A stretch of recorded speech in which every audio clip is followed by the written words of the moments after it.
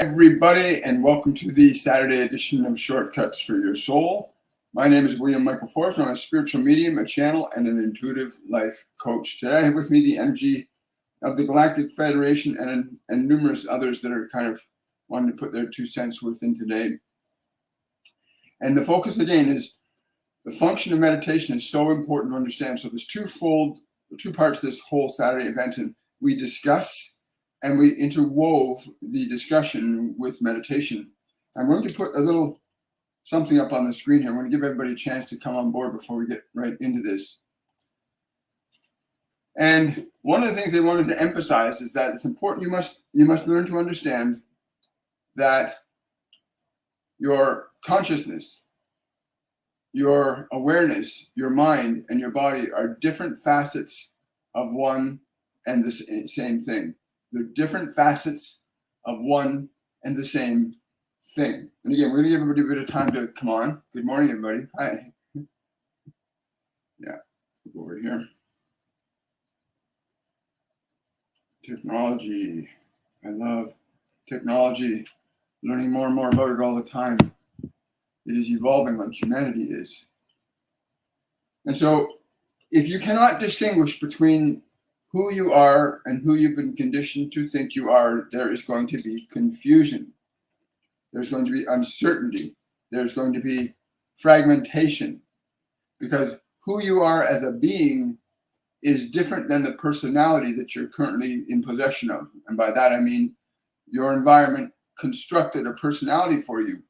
And that personality is what you use to define yourself as the personality you think you are. John or Mary, Peter, Bob, Joey, whatever name it is you go by, Jamie, Peter. It doesn't matter what name your personality has. Your personality is not who you are. It's a construction from the environment built by the information brought in through the 5 physical senses that constitutes your personalized reality, your individual expression as that body. But it's not who you are. And it's important in order for you to get liberated from the suffering that you've got going on in your mind and the uncertainties, the doubts, the fears, the shames, all that stuff.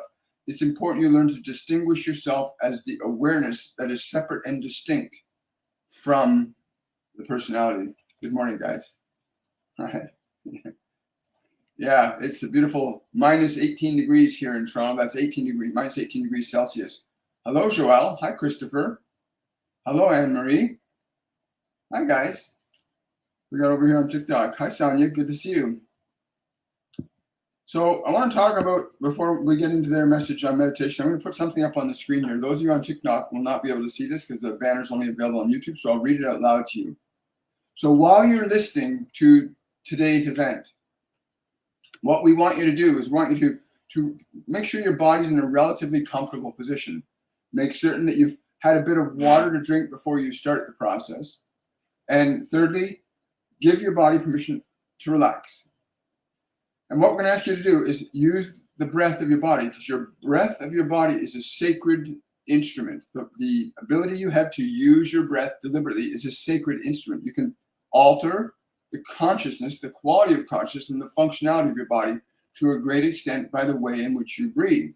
There's lots of evidence proving this over the last 50 years. More recently, through the work of a gentleman by the name of Wim Hof, who's taught how you can use functional breathing to stimulate different activities in the brain, and you can endure great extremes of heat and cold.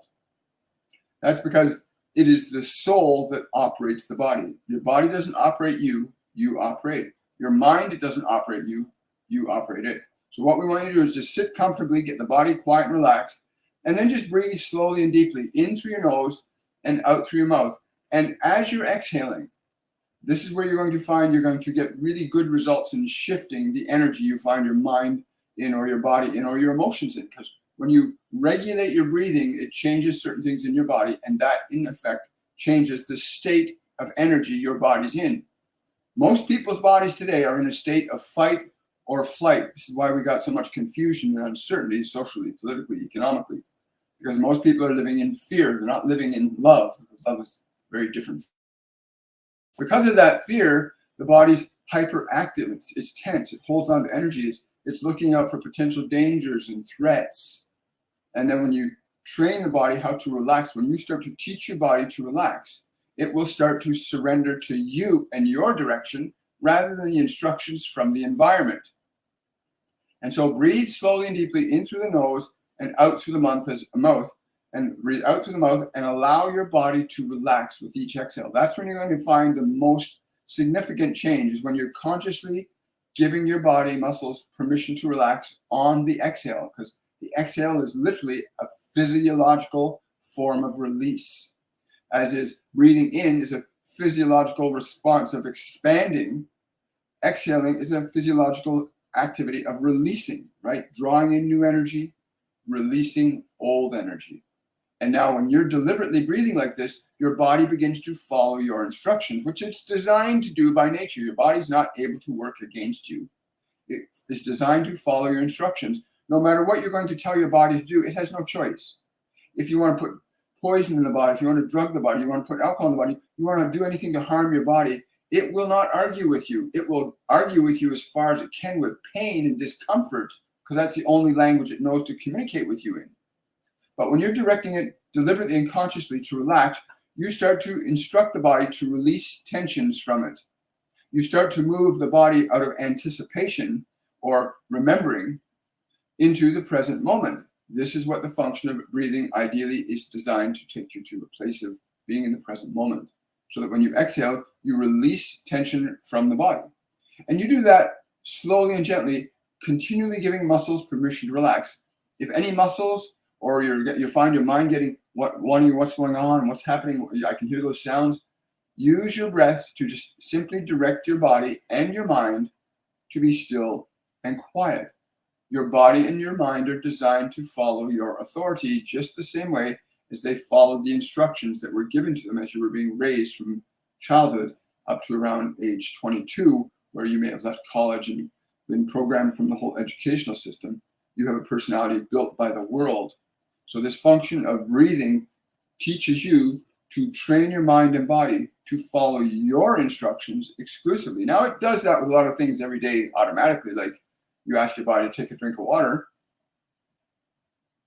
It'll do that for you, but you can also tell your body to take a drink of alcohol. It'll do that for you. Your body will do whatever you think it to do. And most of what you're thinking isn't even yours. So anyway, you want to relax the body, breathing slowly and deeply, allowing the body to relax. Especially on the exhale, you can noticeably feel the muscles release when you exhale. And so that each and every breath you draw in, you're drawing new energy into the body. And as you exhale, you're releasing tensions, you're releasing thoughts, you're releasing memories, you're releasing emotions from your body. Giving every muscle permission to be still, to become quiet, to become open and receptive to your awareness. This is so important, that you train your body to be open and receptive to your awareness, so that it starts to listen more to you than simply respond and react to the environment. You see, if you are disconnected from yourself within, then you're going to be dependent on the environment around you to provide you with what you think you need, because you've been trained that way. You've been trained that the environment's going to make you feel good, or the environment's going to make you feel bad. And so people become dependent on something out there to make them feel good or to make them feel not good. That's how most people are trained by the environment. But this process begins to restore you to a position of deliberate authority over your physical body. So in breathing slowly and deeply, and by exhaling and giving your body permission to relax on the exhale, many of you will begin to feel, as the muscles start to let go, many of you will begin to feel the emotions and thoughts begin to naturally subside, which is a proper side effect of this slow, deliberative direction of your body to breathe slowly and deeply. As you gain experience with your body's reacting and responding to your direction, as you gain experience to your body and your emotions and your mind reacting to your direction, you'll start to become more familiar with yourself as awareness. Now, your true and natural state is that of love. Many of the challenges you are facing on this physical world right now are a direct result of many of you living in the emotions of fear. For the functions of fear are very unique and specific to itself, whereas the functions of love are very unique and specific to itself. One is a destroyer and one is a creator. One tends to make one feel good, the other tends to make one feel not so good. One tends to affect the world in positive ways, the other tends to affect the world in negative ways. So as you listen to what we are saying, continue to breathe slowly and deeply. You can still listen to us and hear us very clearly, but each breath you exhale, give your body permission to relax more fully and completely. You'll notice the correlation between thoughts and emotions as the body starts to relax. Then you'll start to become aware of thoughts and emotions. And then we ask you to apply the breathing process to your thoughts and emotions, where that you identify, oh, there's an emotion that doesn't feel good, or there's a thought that's distracting me, or there's a sound that's distracting me. You use your breath. And again, on the exhale, you allow those thoughts, those emotions, those memories, even those anticipations to relax. You give them your permission for them to be still and quiet while you're breathing. This allows you to move away from your mind's incessant need to be in the future, to anticipate the future, or your mind's being stuck in the past, in the present. This restores you as awareness to being what you are in the present, which is not defined by your thoughts or your emotions or your biology. It's defined by the nature of your consciousness, which we would say is an extension of love. You are an extension of love. As you continue to breathe slowly and deeply, repeatedly, give the muscles in your body permission to relax more and more fully. Repeatedly, as you exhale, give the thoughts, the memories, the emotions in your mind permission to be still. Give them your permission to be still. As you exhale, you think, be still. And you are gentle. You are not forceful. You are gentle in this process. So that when you're exhaling and releasing thoughts and memories and emotions from your awareness, as you exhale, you can feel then how the system begins to get quieter and quieter, and how your awareness begins to feel a state that we call relief from being caught up in the incessant activity of your conditioned personality, which is made up by the environment and not by who you truly are. As you continue to monitor the changes that happen in your own body through the function of your breathing, remember, you are soul, spirit of universal light. As you direct the body to breathe in this fashion, you are asserting your authority over matter. You are deliberately asserting your authority over matter, allowing the body to relax. You're asserting authority over matter. The broader implications of this are not going to be discussed here today, but sufficient to say that if you are applying the process of releasing tension from the body as you exhale, and you're feeling the body relax, you'll then become more aware of thoughts, memories, and emotions. As you become aware of those, or if you are already aware of those, applying the same breathing process will yield you a very similar result, but its nature will be more profound than that of the body simply relaxing.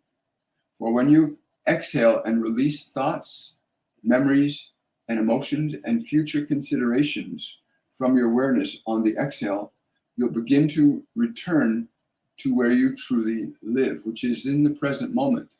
And there's a feeling, a sensation that you will begin to experience when your mind and your body are still and quiet, open and receptive to your awareness. You begin to feel yourself as awareness, something which is separate and distinct from the thinking mind, the emotions, and the body, all of which are part of your personality. As you begin to experience the distinction between your body, your emotions, your awareness, and the thoughts in your mind, you begin to feel a sensation of relief, because you begin to recognize your thoughts are indeed responding when you say, relax, be still. You treat your physical body in the same fashion that you treat your mind and your emotions and your memory. You give them permission to relax as you exhale. This is very important to experience more than it is to conceptually understand at this time. The experience will validate the conceptualization that you will come to know from your own experience. Again, the goal is very simple. The goal is very, very simple. As you exhale, to give your thoughts, your memories, your emotions, and your body permission to relax. With each and every subsequent deliberate breath like this, you begin to feel the sensation of authority. That is not the authority of power and control, but the authority of loving, conscious, deliberate, caring action towards your physical body, towards the thinking mind, towards the emotional energy that the thinking mind and the body use to generate the expressions you have in this world and your creative efforts, good or bad. The goal in today's process is simple: to give you an awareness and an experience that you are able to assert authority over your body, your thoughts, and your emotions through the function of breath, through using your breath, which is a sacred instrument. It's important you understand this, so that with each and every breath, you release tension from the body. You release thought from your awareness. You allow emotions to subside. Always on the exhale will you find the most noticeable change, as the exhale is a releasing. So you are directing the body, the mind, the emotions to release, to let go, to become open and receptive to your awareness. And it is very important that you train your mind and body to be open and receptive to your awareness, as for most of many people's lives, they've been compelled or complied to listen only to the external world and what the external world says you should be or think or do, and it has pulled you away from yourself. And so we encourage you to come back inward to where you are the authority over what is in your mind and what is not in your mind, and where you are the authority over the nature and the quality of emotions. Because when you can quiet your mind or be very careful about the thoughts you choose, you will also become very aware that thoughts do indeed create emotional energy that your body reacts and responds to. While we cannot go into any extensive detail about the process, it is very simple in its effect. Very intention to give your body permission to relax, to give your mind permission to be still as you exhale, so that each and every exhale is a direction that you are giving to your mind and body to become open and receptive to your awareness. We have seen many times people under great duress through this simple process of breath and a persistence towards it have ameliorated themselves from great unnecessary suffering, because many people have been misled to believe that their emotions are who they are and that your thoughts are who you are, and nothing could be further from the truth. Your thoughts are that which generate certain emotional qualities. Your thoughts are something, most of which you've acquired from this world, but they are not who you are. Your thoughts are not who you are. You're not who you are. Who you are is the awareness, the soul that is able to observe thoughts, able to observe memory, able to observe the functions of your body. You are able to generate and create your own unique thoughts about yourself and about the world that will allow you to generate different types of energy for different creative expressions. So for those of you, we have a number of students here on various platforms. We encourage you to just, again, slowly and deeply breathe, deliberately release tension from the body as you exhale, giving your body permission to relax. Giving your thoughts permission to be still, giving your emotions permission to relax. Always on the exhale, you'll find it is easiest to direct the body, the emotions, and the thoughts to become quieter, calmer, and more peaceful. And you may even use words as instructions to your body that as you exhale, This body, this mind, these thoughts are becoming quieter, calmer, more peaceful.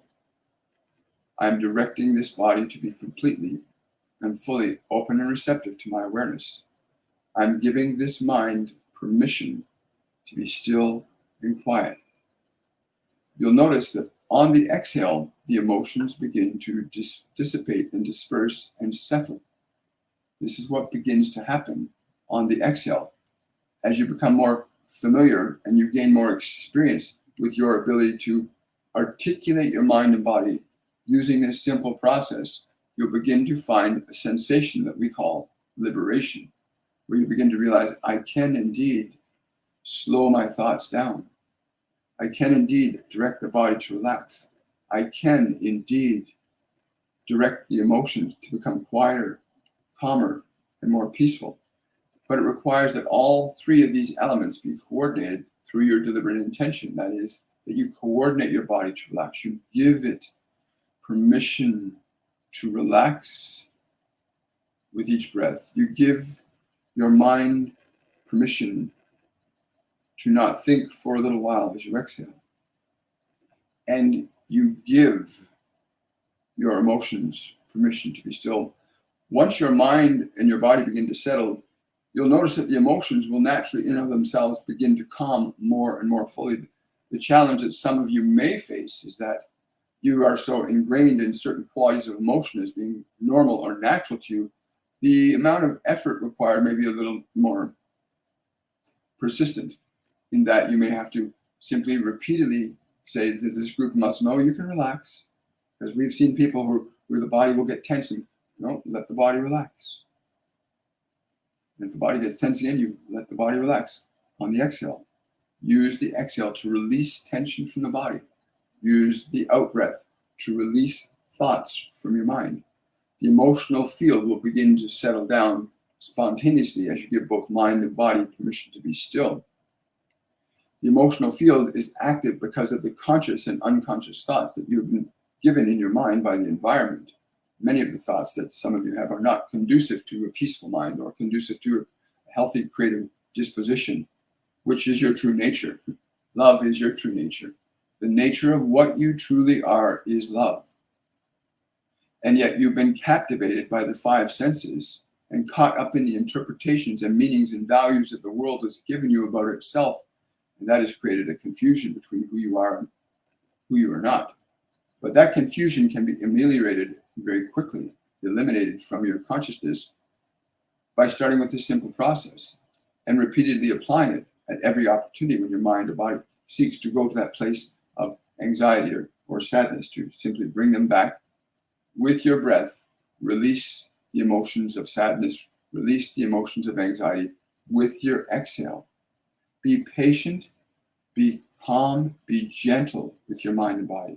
Do not attack it. Most of your mind and body was not made up by you, it was made up by the environment, by what you were taught to believe or think. The things you allow in your mind will affect you emotionally and energetically, so it becomes very important to make this distinction between yourself as the awareness and yourself that has a mind and the self that has a body. You are neither of these things. So with each breath, as you allow your body to relax, as you allow your mind to become quieter, calmer, and more peaceful, you begin to feel what you are as awareness that's separate and distinct from the cacophony of thoughts that run on in your mind and the emotions that those thoughts generate. Every thought that goes into your mind, whether it comes from the environment or you repeat it in your own mind, you give it attention, every thought creates its own electromagnetic energy that you call emotion. To the degree and extent that you give attention to a thought, your energy by nature will amplify or strengthen the quality of a particular thought. So if you are focusing on one thought and one thought only, if it is good, then you will create energy that is electromagnetically good. If it is a thought that is not good, then you will create emotional considerations that in fact will be not so good. But at any moment in the process, you are free to articulate the function of your breath.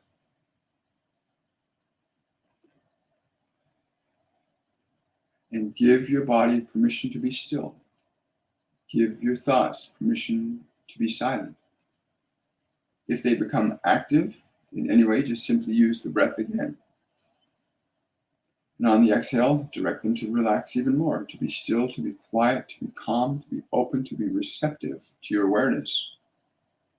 As you gain experience and you feel the abatement of certain emotional qualities or the cessation of certain thoughts through this function of breath, you'll start to realize there is a pathway to your peace, a pathway to who you are, a pathway to your purpose lies in who you are, not in who you've been taught to think you are. There may be many wonderful and fascinating things you've been taught about the world, but they may not be accurately reflecting the nature of who you are and what you came here to offer the world as your creative expression. That self, that self that you are, that knows why you came here, is within you. If you can feel the truth of these words, then you will know these things and you'll understand them. But please realize that the function of the breath is your starting point for training your mind and your body to become subjective to your direction and instruction and not to remain submissive to the impulses and directions of the environment that has made your personalized reality into the individual that you think you are. Again, some of you may have been raised in environments where information and ideas were favorable to a very healthy and constructive and positive personality. And for those of you that are so blessed, this will prove its own benefits to you, although many of you already found your purpose. But for those, this is primarily targeted to those individuals that have been so caught up in the confines of the information given to them by the environment that they are lost without purpose, without meaning, without understanding of where they are designed to go in this world. But let us say to you that each and every one of you has a unique and specific purpose that can be recovered and rediscovered within you. But in order to see and to know it, first you must differentiate yourself from what you are not. And the personality that you have is one that's been made up predominantly by the world and the environment in which you were raised. If you can learn to distinguish your awareness from the personality that the environment has given you, you can begin to construct or build a personality that best represents who you truly are, a function of choice, a function of will, rather than a function of default by the environmental conditioning. Again, we came very simply on these days to afford you the opportunity to become aware that you are not your thoughts. You have thoughts. You are not your emotions. You have these emotions. You are not that body. You have that body. You are the authority by nature to be able to direct your thoughts, to direct your emotions, to generate the actions that you perform in the world. Every thought produces its own electromagnetic field, which causes the emotions that you experience. Every thought and emotion is cumulative and regenerative over time. So if a thought is repeated, then the emotions it has become strengthened. But at any time in the process, no matter how strong an emotion or thought pattern may be, the moment you use this function of breathing and you say to that thought and you say to that emotion, be still, and you use your breath to release the thought, you use your breath to release the emotion, you give your body permission to let that energy out of it, because emotions will live in your body. They live very specifically in your body. Certain experiences cause certain emotions to live in specific places in your body. And you can learn to identify where you store certain emotions in the body. You can actually be very specific about releasing a traumatic event from your life. Even if it happened many years ago, you can pinpoint where the emotional energy of that event is stored in your body, those events that may affect you for many years or lifetimes or decades. The moment you change the emotional energy in the body, you'll change what you experience in this world almost immediately. Again, the process of articulating your breath as a function of your consciousness is very different than the normal patterns of breathing that your body goes through every day. Normally, your body is breathing a certain number of times every minute. But in the function of deliberate breathing, you are asserting authority over the physical instrument you find yourself.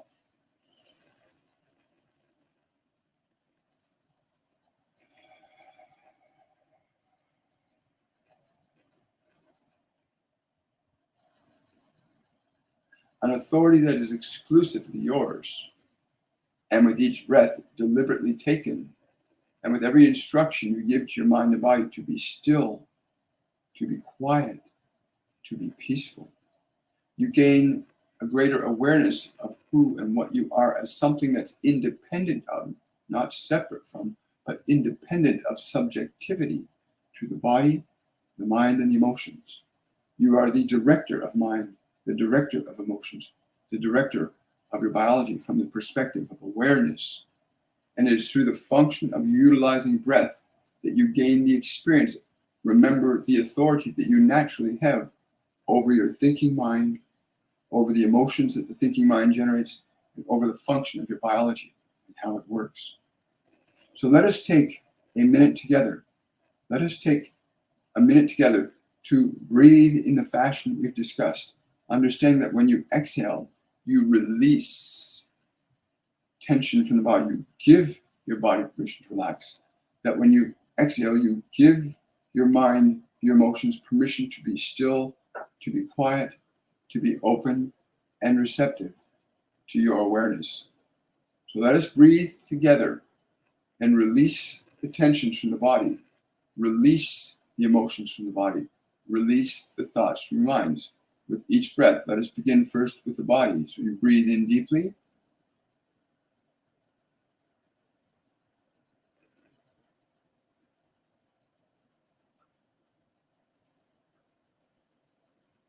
And as you exhale, you allow the body to relax.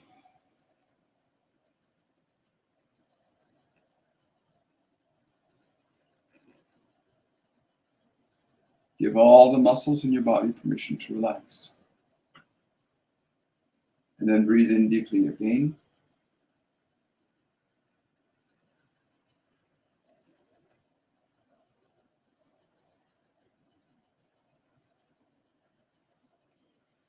And as you exhale again, you give all the muscles in your physical body permission to relax.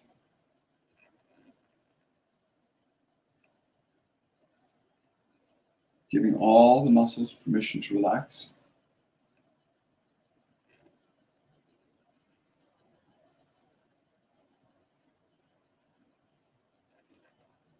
Breathing deeply again.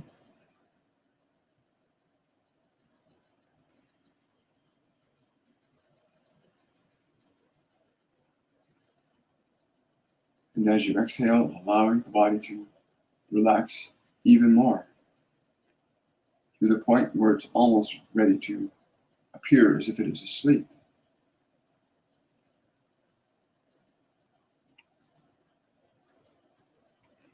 And now become aware of any thoughts, memories, or emotions that you can observe in your mind.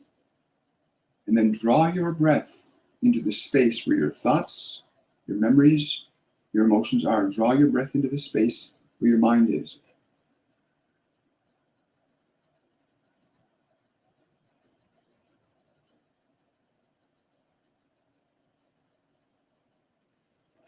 And as you exhale, give your body permission, your thoughts, your memories, your emotions, permission to relax as you exhale.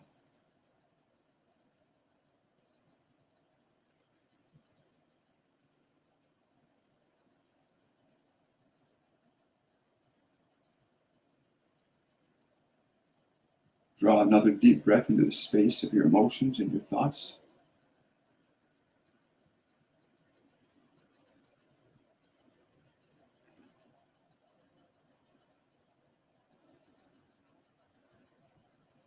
And as you exhale, give your thoughts, your memories, your emotions permission to be still, to be quiet, to become open and receptive to your awareness. Deliberately giving your thoughts and emotions permission to be still.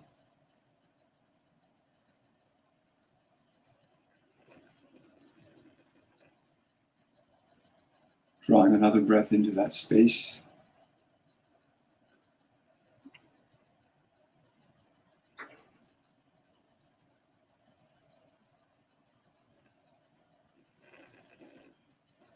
And as you exhale, giving the thoughts, the memories, emotions, your permission to be still, quiet, and peaceful. Tell your thoughts, tell your memories, tell your emotions, it's okay to be still and quiet for a little while.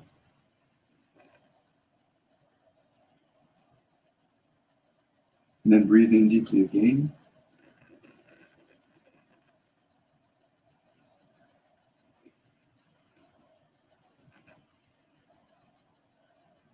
And again, as you exhale, give all thoughts, all memories, all emotions permission to relax even more, to become quieter, calmer, more open and receptive to your awareness.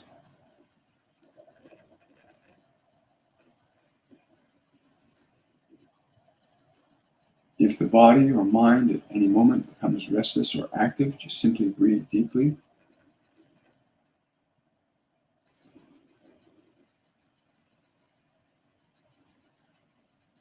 And as you exhale, give them permission to relax, to be still, to be open and receptive to your awareness. Giving them permission. You are directing the mind, the emotions, and body gently to be open and receptive to your awareness with each and every exhale.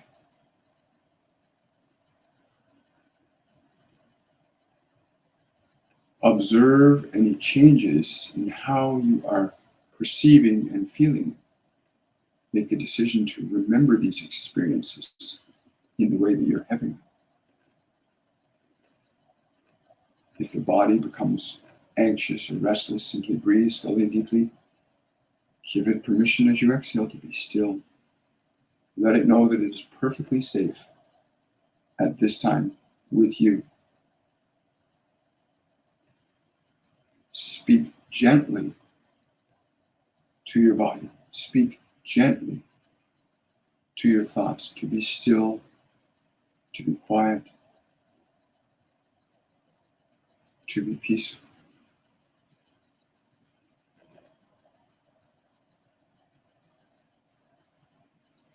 As you gain experience with the reality that you can direct your mind and body to become still, quiet, open and receptive, as you gain experience with how that feels to you as awareness, you'll begin to remember your authority, the natural authority that you have over your thoughts, over memory, over emotion, over the body, as a function of what you are as consciousness. You may continue to breathe in this fashion, allowing the body to relax more and more fully, more completely, more deliberately.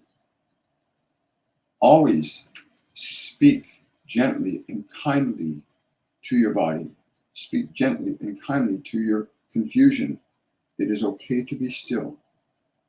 You will keep it safe during the time you apply this, because much of what the environment has been for some of you may not be quite so friendly. So you must become the new environment for your mind and body in which you will let it live within you, that you can direct it lovingly, compassionately, and kindly. Begin to feel the natural state of love and peace that begins to emerge when you start to relinquish confusion, unnecessary tension from the mind and body. You are the authority to do this. You are the ultimate authority to do this. While you may find substances in this world that may give you temporary relief from your suffering, it is much better to expend the effort and energy on acquiring the skill to do this through your own will. For you are much greater, much stronger, much more profoundly powerful than you can ever imagine from the perspective of your personality.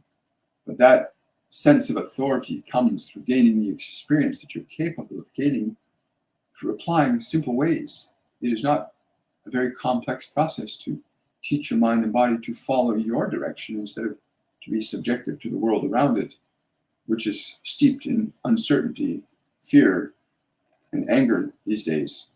And it must change. The general state of human collective unconsciousness needs to shift from fear to love, and that process begins within each of us. We cannot make another person not be afraid. They must choose to not be afraid. We cannot make another person not be angry. They must learn to choose to not be angry. This is a process of self-learning. And we can assure you, no matter how angry a person may be, it is not a very good thing for their body. It is not a very good thing for the world. As you gain a fundamental experience and authority over being able to operate your mind and your emotions and your biology, then the function of creation begins to open up to you. What are you? Who are you? Why are you here? Those questions cannot be answered with the world mind. That is, the mind, the personality that the world has given you does not contain the answers that you contain within yourself. But in order to understand that self, it is important that you return to that self.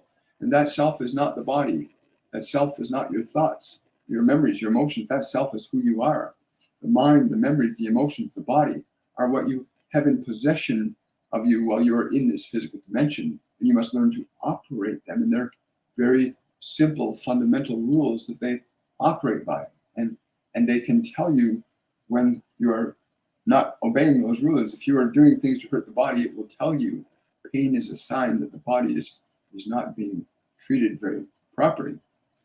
And there are different types of pain. There are pains that are actually beneficial for your body. But this is not the scope of this discussion today. The scope of this discussion today is to assist you in articulating a new function of your awareness and your authority over your thoughts, your memories, your emotions, and your biology, so that you're no longer subjective to the suffering that was imposed on it from the environment. You can, by this simple process, through its reapplication, through deeper understanding of the experience, liberate yourself from subjectivity to the personality that's been given to you by the world, and train your body to be a faithful servant and the mind to be likewise. Your mind and body were designed by nature to serve you, not to enslave you. You are their master. It is important you wake up to this simple concept that your mind and your body are servants to who you are, not your master. And your primary function in creation is love, not fear. Those of you that are bound by the rules of the mind and body struggle, not because you want to struggle, but because the mind and body has limited sets of rules and can only deal with reality from the level at which it's at. But we are very grateful for all of you that are coming out today that have been enjoying this. We see we have a number of students that are here that are applying this, and we thank all of you for the directions of your love, the emanations of your consciousness to that intention. Human collective unconsciousness is more predominantly swayed to the vibrations of fear, and the vibrations of fear necessitate very specific behavioral actions socially, politically, and economically. And that any decisions made from fear will result in very specific outcomes, as socially, politically, and economically, expressions of love function very differently in their outcome. The challenge that you face is learning to re-articulate or reorientate your collective unconsciousness from fear to love. To that end, there are many of us coming through many channels in this physical dimension to try and present this information to you in such a fashion that you can accept it, verify it, and validate it from your own experience, not simply take our word for it. For your experience is far more valuable than anything we could ever say to you. And so we ask you to go through this process of this simple breathing each week to gain your own personal familiarity. We encourage you to do this every day if you can. When you find emotions and uncertainty come up very strong, sit down. Train your body to be still, to be quiet. Train your awareness that you can assert authority over thought, over emotion, over the influences of memory very differently than what you believe. You are not your thoughts. You are not your memories. You are not your emotions. You are awareness in possession of a biological organism that you use to gain experience in the function of creation. As you come to that understanding, then you realize you are not limited in terms of what you can create if you understand the nature of who and what you really are. But the confines of your personality may restrict you from believing or accepting that other possibilities are true. So it's important that you learn to step outside of what you know into the realm of what you do not. to realize more of what you do not know, to experience something very different in your lives. So to that end, we are here to serve you. To that end, your peace allows you to create and understand the function of peace. The function of love is not passive in any regard. It's quite active. In fact, it's profoundly more active and more beneficial than the functions of fear can ever be. The initial ascension of human civilizations that have reigned upon this planet for hundreds of millions of years, the repeated rises and falls of civilizations have been the products of the evolution of your love or your fear. And whenever fear has dominated, societies fall, fail, and collapse. Entire civilizations globally have risen and fallen through fear, as societies have also risen and stood for many, many tens of thousands of years through love. The functions of love and the functions of fear are very unique and distinct in how they will create the experiences of your world. And it is very obvious to us which one you are predominantly utilizing right now. You see that there is war, and you see that there's greed, and you see that there's avarice, and you see that there's control, and there's power, and there's the objectification of individuals, and we see this, and this does not serve love's manifestation, it serves fear's manifestation. So you can see through the social and economic decay what your collective unconsciousness is operating from. But at any time in the process, you may shift and change your awareness from fear to love. At any time in the process, you may shift your awareness from fear to love. And the function of love, creativity, is far more powerful, profound, and accelerated than is the function of fear. You think that the function of war gives you a great boon to your technological evolutions. It's certainly created innovations, but the greatest innovations have always come from love, not from fear. And those that are fearless in their ability to do as their heart, their love speaks, guides them to do, they're the ones that are your great innovators, your great contributors to society, those that benefit the most with little or no harm to your world. Wow, thank you. Thank you. Good morning, guys. So thank you for coming out today, guys. I really appreciate it. It's hi, Chris. Chris is just saying here, each and every community will feel this around our beautiful earth and out to all. Love and wisdom will radiate and bring peace on earth. Love is a force as equally as fear is. Good morning, Vertical. Hi, guys. Hi, freak of nurture, freak of nurture, or freak of nature. Let's see, is that it? I got that right. Yeah. Where are you there? Freak of nurture, freak of nature. Okay. Swing over to TikTok. Good morning. Hi. Hello, Marta. Good to see you, hon. Hi, Sonia. Hi, guys. So for those of you that want to know, a live Q&A is on Friday. I forgot to change the notification on TikTok. But we'll take a few questions right now before we go. Let's see. Hello. I know this meditation, but can you please ask your angels to give me a message? Wow, desperation. Desperation is a very difficult, it makes it very hard to hear what you're asking to hear. If you are desperate, it is hard to hear what you have asked to hear. And so you say you know this meditation, but you still are desperately asking for a message. And yet you would seek to understand the function of love, how it is you may sidestep the existing conditions that you are currently facing in your life right now. And again, we would say to you, if you were to align yourself to the highest vibrational energy of love that you conceive in your own consciousness, and to offer that vibration, if only by intention, to all of those that are involved in your current conditions, you will see the change you need. Understand the function of you is that of a creator. Your function by nature is to create. It is not to be taken care of. It's to learn to create. Being taken care of is the nurturing you need as the body matures so that you can begin to use it independent of the environment. But we would say to you, align yourself to your highest vibration of love, even in this moment. We will be with this in you. You align to us energetically when you do this. And you align yourself to your highest vibration of love. You use the breath and you fill your body and you fill your mind with that vibration of love. And as you exhale, you emanate and radiate that vibration out to everyone involved in your current circumstance or situation. You deliberately can see their faces. Direct that vibration of love to them. They do not need to know that you are doing this, but do this. Experience what happens when you manifest the extension of love through your deliberate intention, and watch how your world will change for you.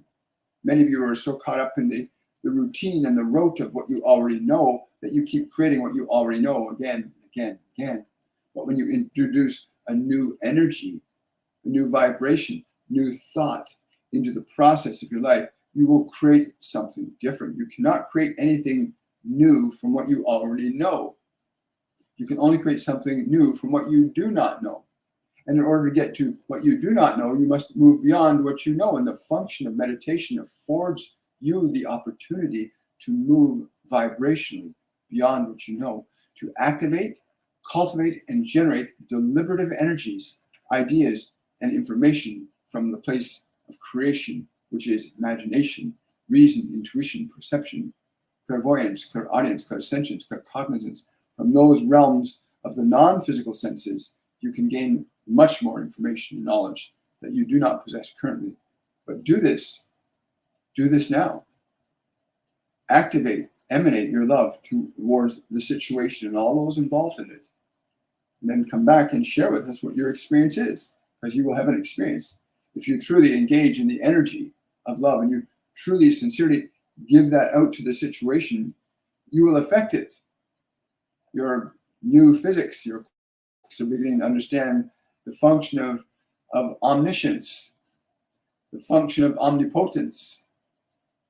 It's becoming very obvious that everything is everywhere all at once, that things happen in very specific and precise ways. You can experience your reality as your reality. You can experience your reality as something else, and we're doing this all the time. Anyways,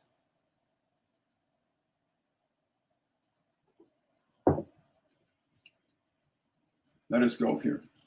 Question from Nancy. Is my son Ben be guided toward a better life? What is in store for him?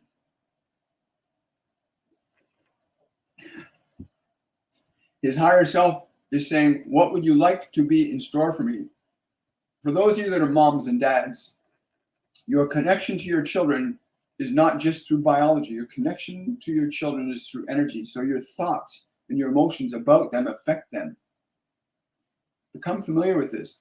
And if you have any fear or concern for your children, stop it. Hold love. See in your own mind's eye the outcome, the best outcome for them. Visualize that. So many people get focused on your fear that that's going to happen to them. And so you're literally transmitting and supporting the energy of that. And that really getting aligned to deliberately being able to emanate the highest possibility for them. You don't have to say anything to them, but just see them being happy, see them being successful. Like, hold that in your mind. Direct that at them. See them in your mind's eye smiling and filled with joy. See them doing something meaningful. See them painting or dancing or writing or being an artist, but visualize them being happy in wherever they are or whatever they do. Hold that in your heart to your children rather than your fear, your consternation, your disappointment. Hold your highest light up for them to receive from you. For you do not stop giving because they leave your home. You do not break the connection with them, whether they are with you or not physically. But the function of energy is universal. It interconnects each and every one of you. And when you become deliberate in the function utilization of that principle, you can lift others up without even saying a word to them. You can offer them in your mind's eye their happiness. And you can delight in that. And they will receive it. And you will affect their lives. As easy as the vibrations of these words coming through this electrical equipment, going up to the ears and eyes that hear and see, You are being affected as we are being affected by what we receive from you, to the degree and the way and the means by which we are affected. But we have a greater determining choice over that than you may. But the process is universal. It is not one way, it is two ways at all times. So articulate your love's thoughts, the happiness, the delight, the joy in these ones that you love. Instead of fearing for their safety and their suffering, hold them in the highest esteem in your mind's eye. For their hearts will feel this, and they can be lifted up by your thoughts, and they can be brought down by your thoughts and your concerns. But we know that your concern comes from this place of love, this place of intention for their well-being and happiness. But it must be articulated that that's what it is. See them in the light that you would like to see them in, and hold them in your heart in this way, and you will find great relief, and so shall they. Your relationships with them will change too. Excuse me. Okay, here's a great question. I want to address it. Somebody's asking, is there any past loved ones trying to reach out to me? Yes, there are loved ones trying to reach out to you. They don't always reach out to you. But the time you'll always know when your loved ones are reaching out to you is that suddenly you start thinking about, I'm thinking about, I remember. You go, I remember Dad. That's not because you're just suddenly randomly remembering. It's because Dad is vibrationally interacting with you and is stimulating in your subjective field energetically. Because when they're not in a body, they're energy. When you don't have a physical body, you're more of an energy. But you can interact with the mind. So you're suddenly thinking about Dad or your sister or your brother. And that's because their energy is, in that moment, is interacting with you. And pause. As you don't get caught up in the memory of what you remember, but feel the presence of their energy, because that's what they're trying to get. They're trying to make you aware that they're present energetically with you. When my dad comes around, my dad passed away about 5 years ago. Left his body then. Whenever he comes around, I get this intense craving to have a beer. I don't drink, but I get this intense craving for having a beer. So I always know it's my dad, right? One of my mentors, Dr. William Curry, whenever he comes around, I get this strong urge for cigarettes, right? Because he was a smoker, right? And I get the urge for a cigarette. I don't smoke. And each unique individual that's left the physical dimension in my life presents himself in unique ways. Master Jesus, when his energy becomes very present with me, I feel this like pillar of heat come right down through the center of my body, right? And other ascended masters like Satya Sai Baba, right? Or Hermes Trismegistus, right? Or Joan of Arc. They all have different energies that they present themselves to. So, if I think about them, they come, right? So you put attention on them, you'll feel their energy. If they come to you, you'll feel their energy. It's just learning how to interpret and understand how they're presenting to you. And again, we have our one-on-one masterclass, which begins on the 4th of March. And I encourage you to take that. It's a beginner's masterclass that introduces you to the process of becoming more sensitive to perceiving and interacting with the energies of the non-physical beings that are here to work with you, your guides, your angels, ascended masters, family members. We have many students that have regular communications with their children that are not in physical bodies anymore. They know they're present. They've learned to perceive and feel their presence. And while common psychology and psychotherapy would dismiss this, they do not have the comprehension and understanding of what energy is beyond the perceivable spectrum of wavelengths and consciousness or energy that science can perceive. So psychologists, psychoanalysts do not understand the function of consciousness as a soul that is a non-physical entity, which you already are. I mean, the fact is, you are a non-physical entity operating a physical mechanism, right? You are. That's exactly what this is. This isn't a physical. This is not me. This is the physical instrument that I get to operate in this lifetime, right? The moment psychology and psychiatry embraces the understanding of the human soul, the mental health scientists will go through a tremendous revolution of real healing. You know, when they begin to incorporate the simple lessons that are being learned and understood, and have been learned and understood for many tens of thousands of years by mystics and yogis and kafirs and many different divine beings, we will go through a different type of healing as a species. But that's a really great question. So yeah, they are around you. They are with you.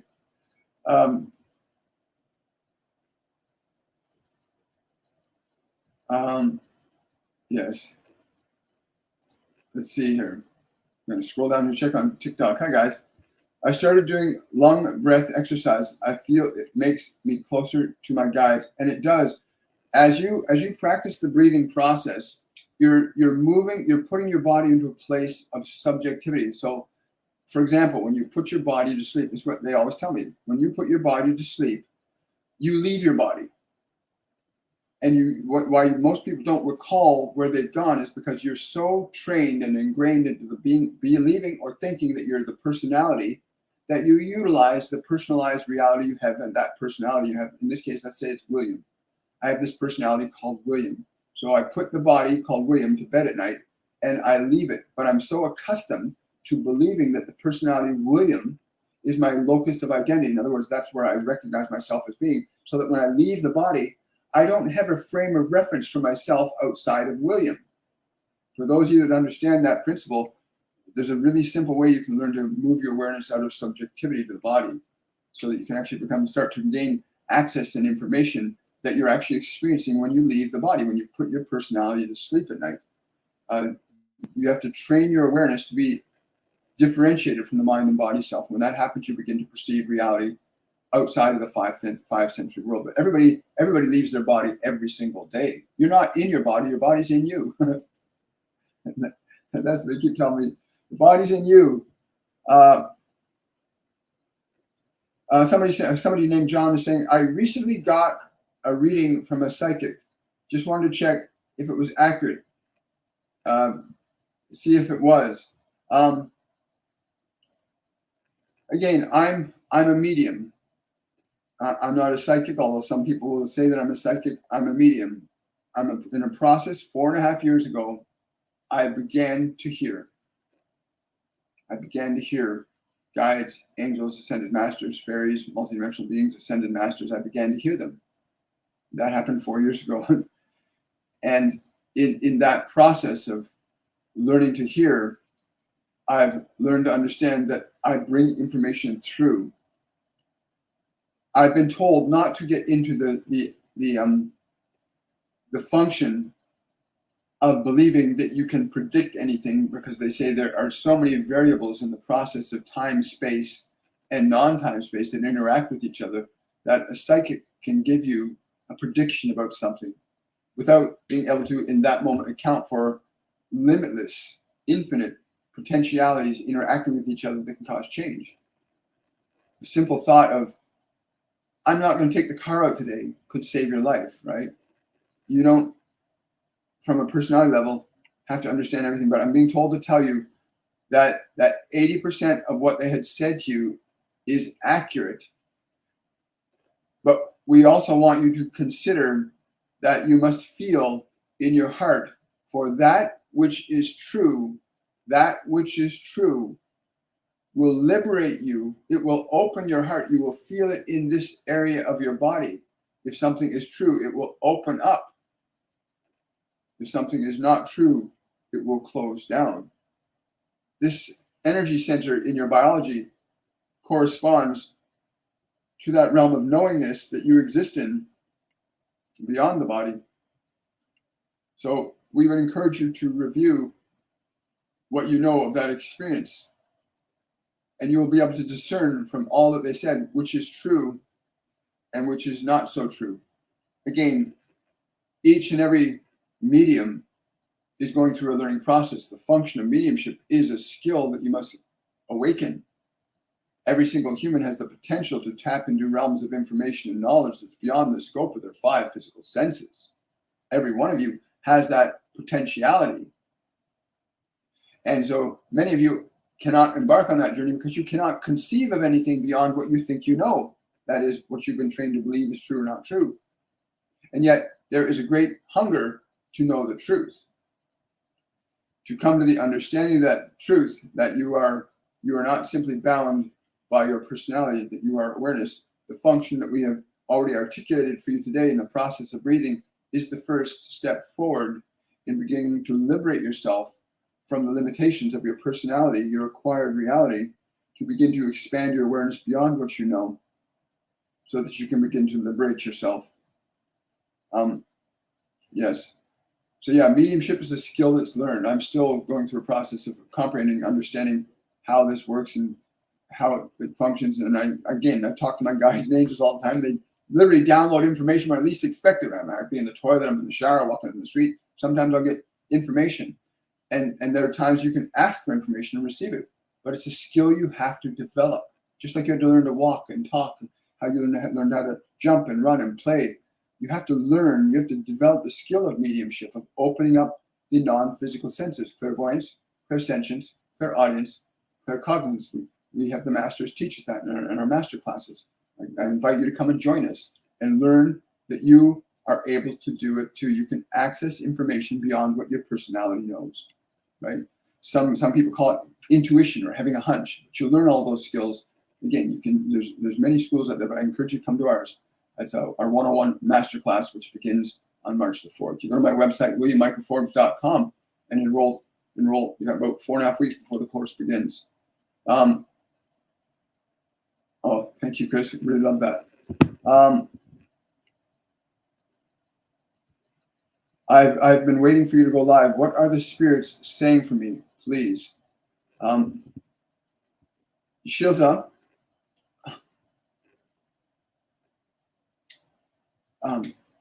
You're still carrying that experience that happened to you. They're telling me it's between 7 and 9. That you still carry it between your shoulders. You still carry it. It interferes with your heart chakra. They're saying you need to release the energy of that trauma from the body. Again, there's a lot.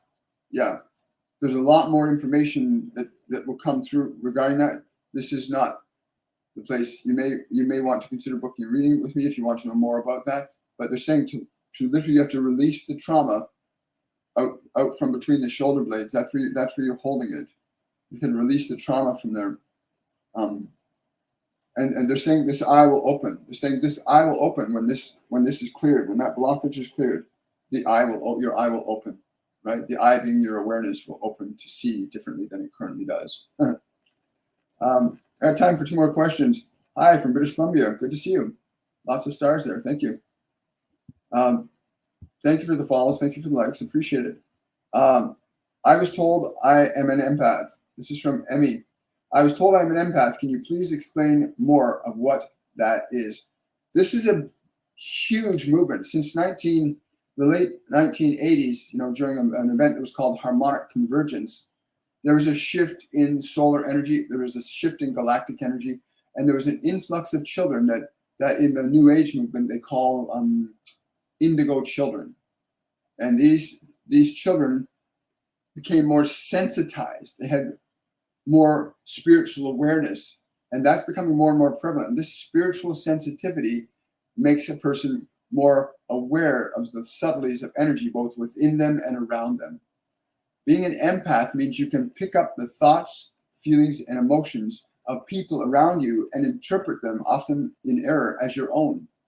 Learning to differentiate your awareness from the thoughts and the emotions that you're picking up from around you, and also the thoughts and memories you have stored within you, to learn to differentiate yourself with them, will put you into a position where you can utilize the function of what an empath is really about. Empaths have the ability to transmit huge amounts of spiritual energy in the function of creation. They have the ability to project love or fear into the world with less restrictions than most people. Unfortunately, it's difficult to do when you're so caught up in limiting beliefs, right? And we get a lot of empaths that come to the course that begin to learn the function of changing their identification of self with the mind and body, and begin to recognize and remember and cultivate a new self that's going more conducive to being able to transmit, to alter and change the frequencies of energy coming into them and what they broadcast.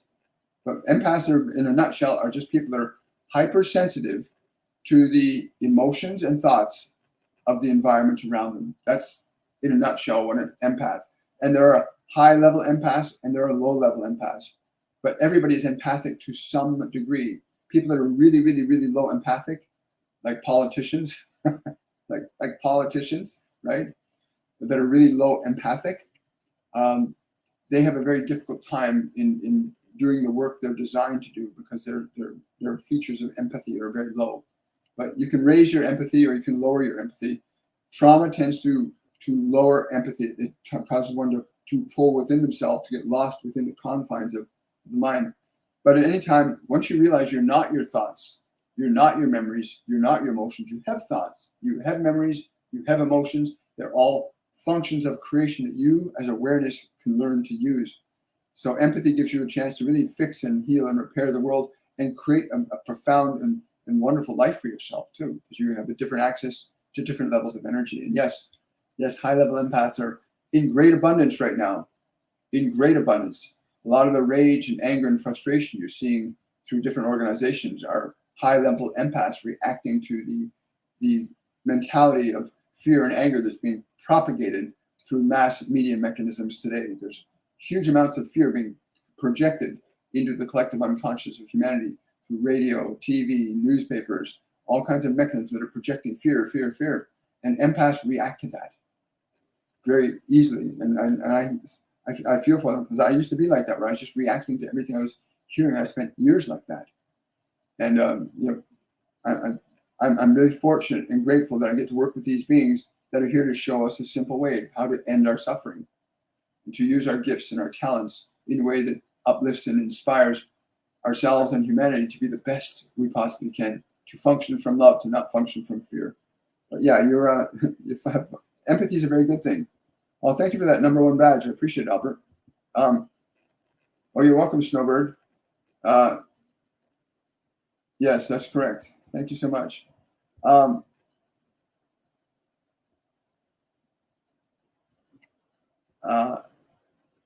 Again, there's no one way, Emma. There's no one way to see reality. As many ways as there are people, there are many different ways of seeing reality. Now, the physical dimension, this physical world, has very specific laws. Time, space, and matter have very specific laws that can be measured and weighed. But those laws can be bent and even transcended if you understand how to shift your consciousness, how your consciousness interacts with energy, right? That's why a lot of scientists scratch their heads when they see fire walking, right? Or they scratch their head when they see somebody like Wim Hof immerse himself in frigid cold water for hours and not be affected by it at all. Because there's a part of you that is able to transcend the laws of time, space, and matter. There's an aspect of you that when it's awakened can transcend the laws of time, space, and matter. And that's the highest functioning level of humanity we get to. So somebody's saying my environment is now pretty stinky. Well, let me say this to you. No matter what your environment appears like, listen, I came from a very, very low vibrational background. Okay, I've been in some pretty dark places in the world, and I was raised in a very difficult and emotionally challenging environment.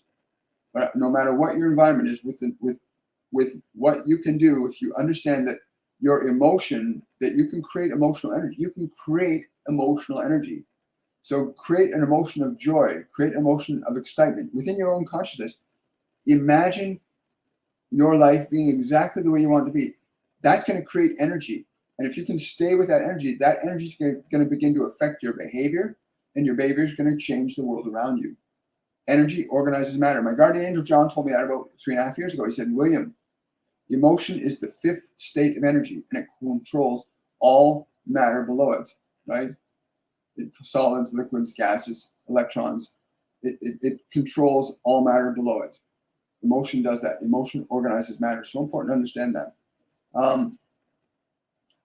Hi, Con. Good to see you. Hi, brother.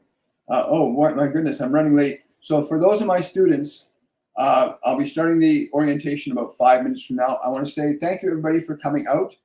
I got lost in the moment. I will see you guys in a few minutes on our Zoom live event for our 104 Masterclass initiation today. Have yourselves a wonderful and joyful day, everybody, and I will see you on Monday for Shortcuts for Your Soul. Bye for now.